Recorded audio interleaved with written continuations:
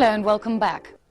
Pakistan's recent crackdown on the Islamic militants in the Red Mosque left more than 100 people dead. Since, militants have carried out a series of revenge attacks which have killed more than 200. Many Pakistanis fear that this surge in violence may turn into a full-blown war between President Musharraf and the Islamist elements, while opposition parties fear that it may provide an excuse for the government to postpone elections, something President Musharraf denies. Benazir Bhutto was the first female prime minister of a post-colonial Muslim country. In each of her 2 terms as prime minister, she was dismissed by the president for alleged corruption. She is now preparing to head back to Pakistan from her home in London, even though President Musharraf has threatened her with immediate arrest.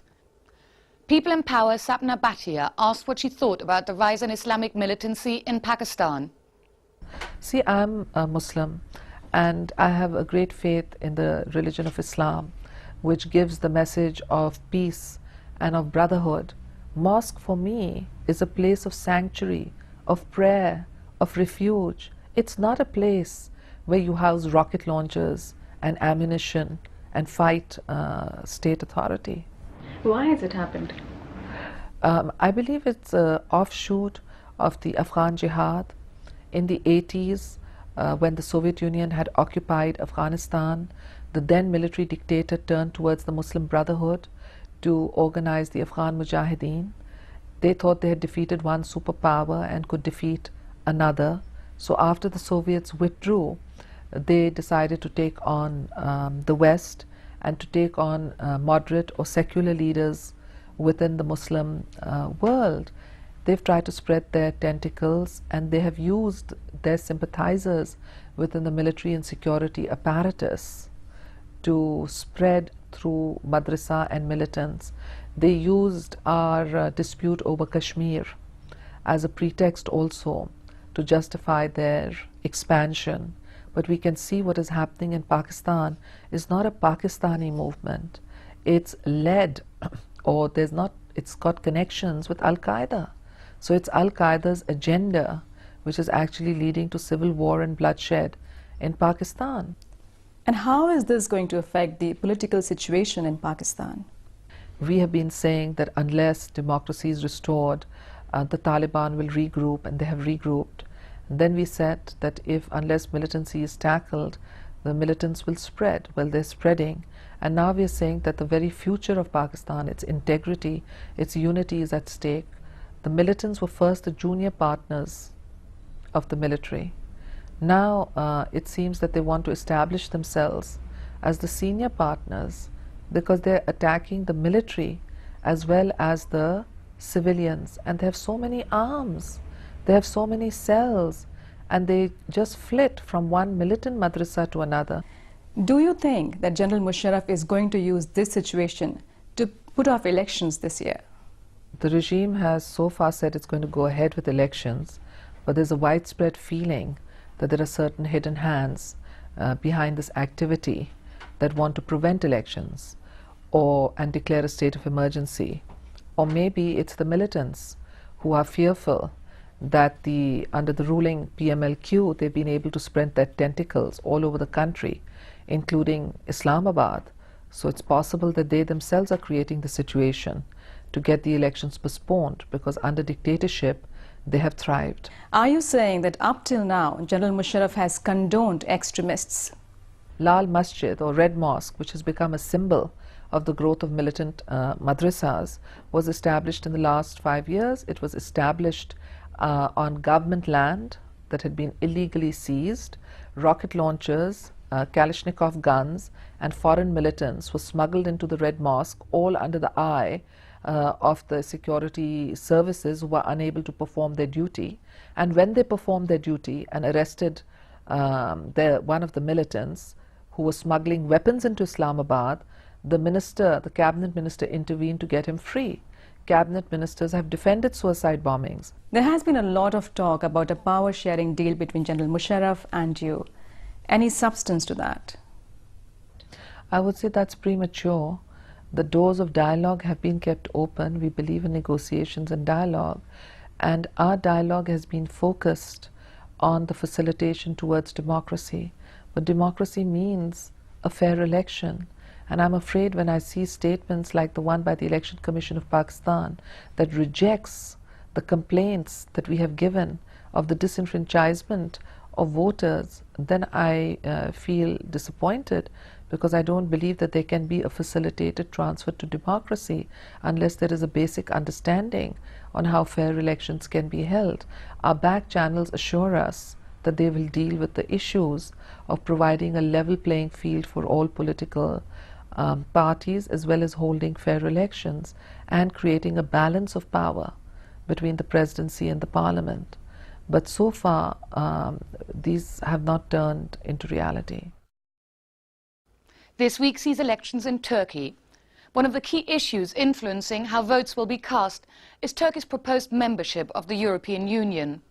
What makes Turkey special next to its European neighbours is that nearly half of its population is under 24 years old. Last year, in negotiations with the EU, Turkey emphasised that its dynamic population could make it an engine of growth within the EU. But just what do Turkey's young people make of joining Europe? On October the 29th, 1923, the Republic of Turkey became the successor state to the Ottoman Empire, after 623 years of rule. Mustafa Kemal Atatürk became the Republic's first president and subsequently introduced radical reforms with the aim of founding a new secular republic. Until then, Turkey had been governed by Sharia law. Among the far-reaching changes were the new civil code, penal code and business law, based on the Swiss, Italian and German models. The new legal system made all citizens, men and women, equal. The leaning bridge over the Bosphorus spans 2 continents, joining Europe and Asia. Even before its construction, this linkage was Atatürk's aim.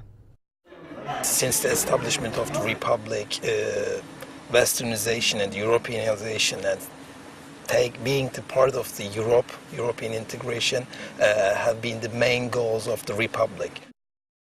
70 years after Atatürk, Turkey is still not yet part of the European Union.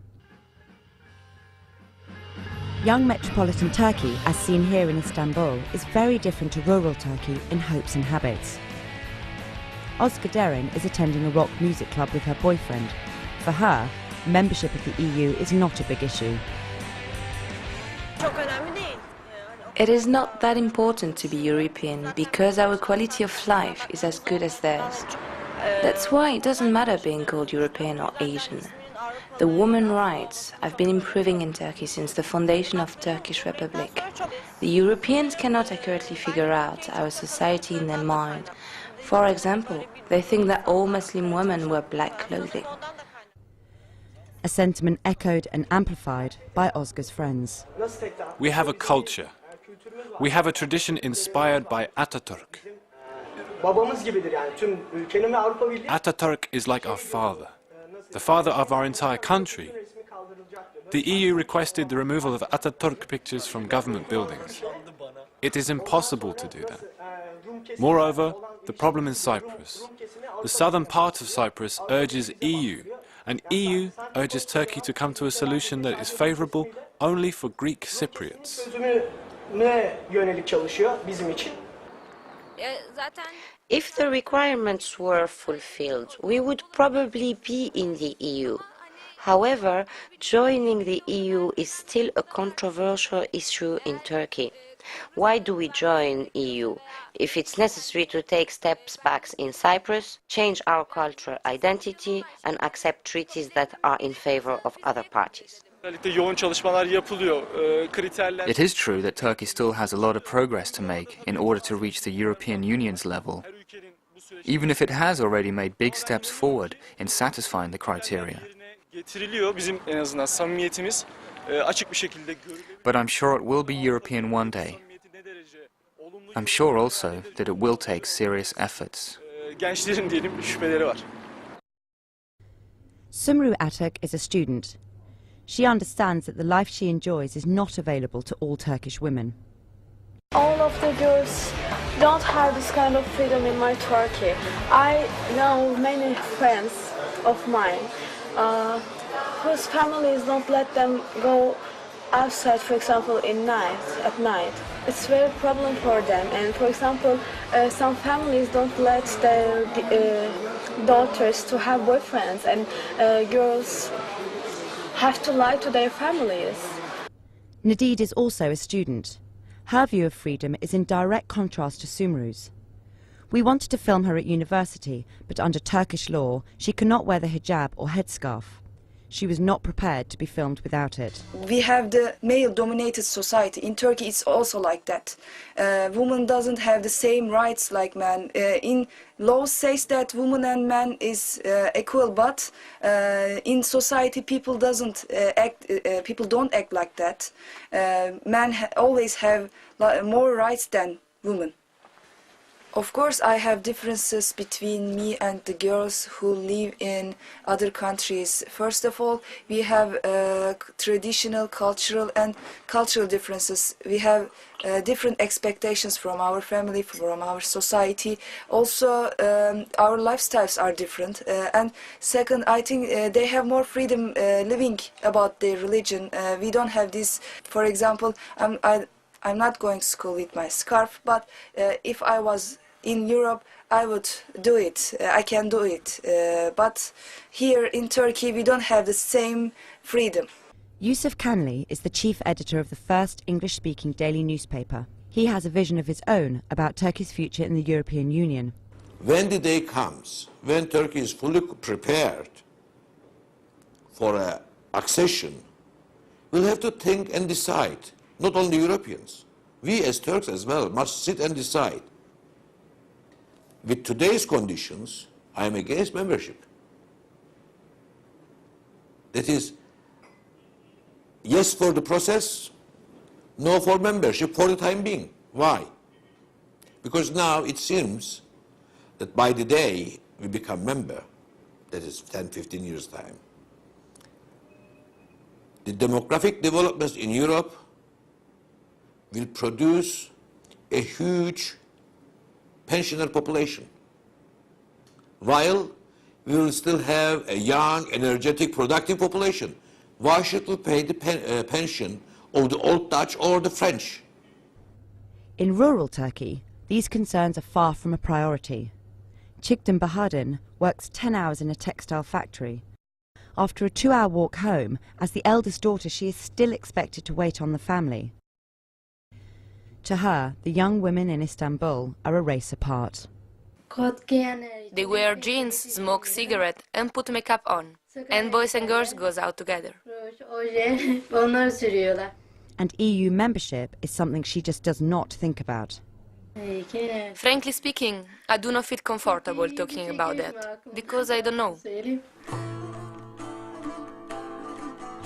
The earliest Turkey could join the EU is 2014. The politics are such that it could be much later.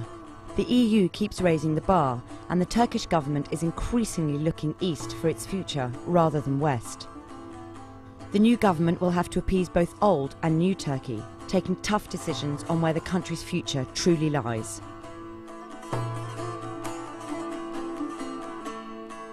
That's it for the programme. If you'd like to contact us, email us at aljazeera.net/English. Until next time, goodbye.